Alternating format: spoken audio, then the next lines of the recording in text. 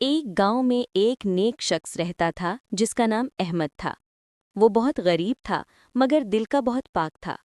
وہ ہمیشہ نماز پڑھتا، قرآن کی تلاوت کرتا اور دوسروں کی مدد کرتا۔ اس کا ایمان پختہ تھا کہ جو کچھ ہوتا ہے وہ اللہ کی مرضی سے ہوتا ہے۔ ایک دن اس کے گھر کا واحد ذریعہ روزی یعنی اس کا گدھا گم ہو گیا۔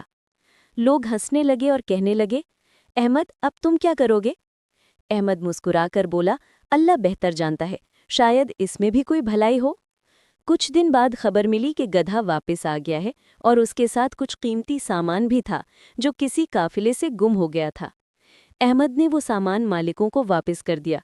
قافلے کے لوگ احمد کی امانت داری سے متاثر ہوئے اور اسے انعام دیا۔ احمد نے انعام کا کچھ حصہ غریبوں میں بانٹ دیا اور باقی اپنی ضرورت کے لیے رکھا۔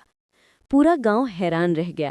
انہوں نے کہا، واقعی جو اللہ پر بھروسہ رکھتا ہے وہ کبھی نقصان نہیں اٹھاتا۔